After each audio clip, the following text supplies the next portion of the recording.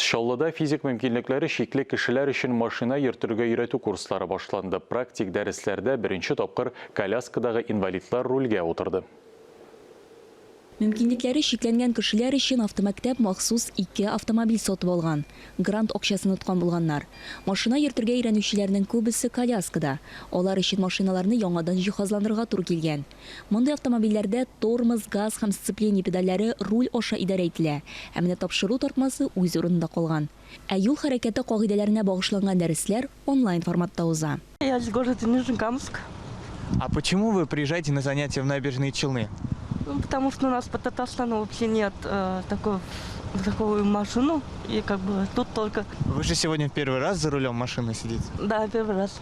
Какие ваши первые эмоции? Вот столько оборудования другого. Ну, пока что очень хорошо. Думаю, что все так же будет. У меня сегодня второе вождение.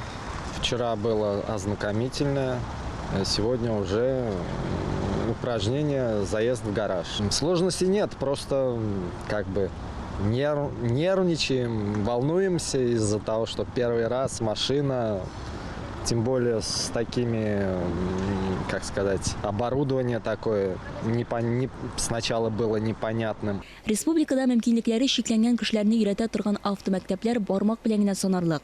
Шунысына билгеләп үтәргә кирәк, дәресләр бушлай уздырыла. Күпләр машина йөртү хокукын алу өчен Чаллыга, Түбән Кама, Алабуга, Әлмәт һәм хәтта Казаннан хәтле килә. На сегодняшний день по обучению по проекту «Курсант особого назначения» Бүгенге көндә махсус билгеләнгән курсант проекты буенча без 60 кеше җыйдык. Хәзерге вакытта 2 төркем белем ала. Автоматта һәм механикада 20 кеше эшли. Тагын 20се үз чиратын көтә. Без гыйнвар-февраль айларында тагын 2 төркем ачарга планлаштырабыз. Киләчәктә грант тәмамлангач Чаллы автомәктәбе проектны ябырга җыенмый. Инвалидлар өчен машина йөртү дәресләрен даими нигездә һәм акча хисабына калдырырга җыена. Газилә Батырханова, Руслан Бикмөхәммәтов, Татарстан яңалыклары, Чаллы шәһәре.